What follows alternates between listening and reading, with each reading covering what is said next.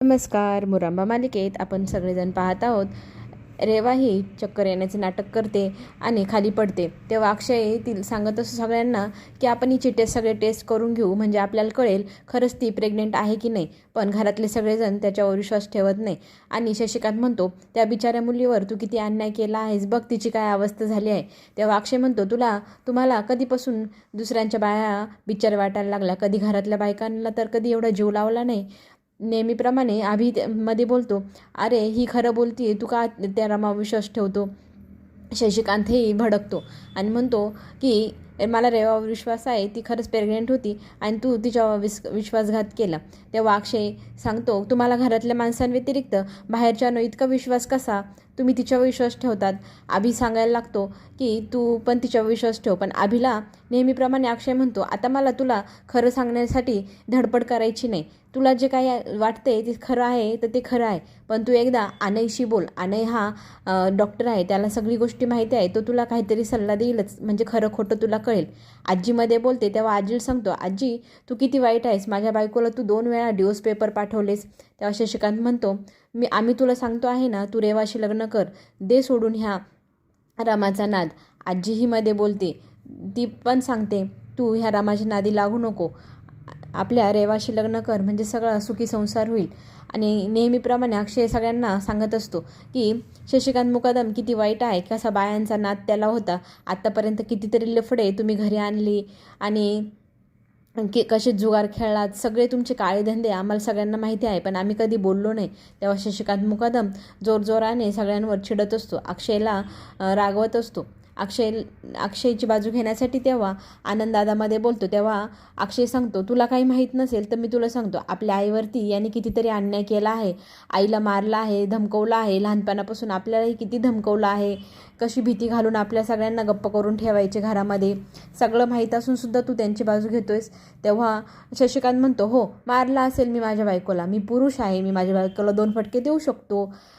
नेहमीप्रमाणे आनंद आजीला समजवण्याचा प्रयत्न करतो असतो की अक्षय आणि रमा ही खरं बोलत आहे, तू त्यांच्यावर विश्वास ठेव.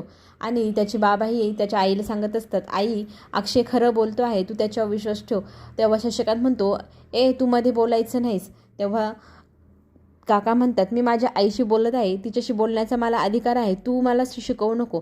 पण शशिकांत म्हणतो, मी ह्या घरचा कर्ता पुरुष आहे, माझं सगळ्यांनी ऐकायचं. तो अक्षयला सांगतो, मी तुला सांगतो आहे ना, बऱ्या बोलाने रेवाशी लग्न करायचं, हा माझा हुकूम आहे. अक्षय म्हणतो, मी मान्य करत नाही. आणि मग शशिकांत म्हणतो, आजपर्यंत जे काही मी कमवलं आहे ते मुकादम नावाने, आणि मुकादम नाव हे मी तुला दिलं आहे, माझ्यामुळेच तू ह्या घरात आहेस. माझ्या सगळ्या पैशांवरतीच तू आजपर्यंत माज केलास, शिकलास. सगळे पैसे आज जे कपडे घातले तेही तू माझ्याच पैशाने घातले. हे 2 वेण्यावालं तू बुजगावून आणलं आहे ना लग्न करून, तेही माझ्या पैशांनीच आणलं आहे. तेव्हा अक्षय खचून जातो, त्याचे डोळे पाण्याने भरून जातात. तो खचलेला पाहून रमा त्याच्या जवळ येते आणि त्याचा हात पकडते, त्याला विश्वास देते आणि उभारी देते. मग अक्षय सांगतो, आम्ही दोघं जण 1-0वर 1-0 झालो तर त्याची किंमत वाढते. तेव्हा शशिकांत म्हणतो, 1-1-0 म्हणजे 100 रुपये. 100 रुपयाची लायकी तुला माहिती तरी आहे का? ह्या 3rd क्लास बाईबरोबर तू जर गेला ना, तुला 100 रुपयात 1 वडापाव आणि कटिंग चाय मिळेल. आणि बघू बरं कसा ते 100 रुपये तरी कमवतोय. मुकादम नावावरच तो इतका माच करतोय, ह्याच घरात राहशील, ह्याच घरात सगळं करतोय. मग त्याला तो चॅलेंज देतो, 1 लाख रुपये कमवून दाखव मला तू 1 महिन्यात ह्या घरात न राहता, माझ्या नावाशिवाय. तेव्हा आजी म्हणते, तू हे सगळं सोड आणि रमालाही सोड, रेवाशी लग्न कर, ऐशोआरामात इथेच राहा.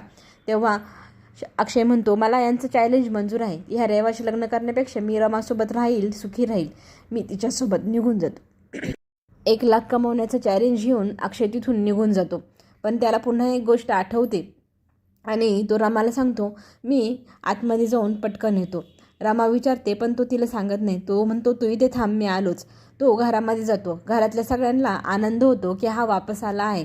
मुकादम शशिकांत म्हणतो, घे नाश्ता करायला. तेव्हा तो कुणाशी काही न बोलता त्याच्या खिशातनं एक मोबाईल आणि पॉकेट काढतो आणि सांगतो, तुमच्या पैशातला 1ही रुपया न घेता मी ह्या घरातून जात आहे आणि 1 लाख रुपये कमवेल, तेव्हाच तुम्हाला सगळ्यांना माझं तोंड दाखवेल.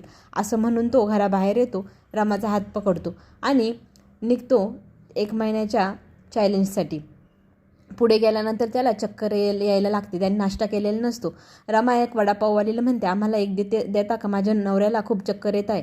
आणि इकडे अक्षयला काळजी वाटत आहे, रमा कितीतरी वेळ झाली वापस आलेली नाही. तेव्हा ती वडापाववाली सांगते, तुम्ही भांडे घासा, मग त्याच्या बदल्यात तुम्हाला मी एक वडापाव देते. आता पुढे काय होणार पाहणं हे रंजकच ठरणार आहे. आपण पुन्हा भेटूया. धन्यवाद.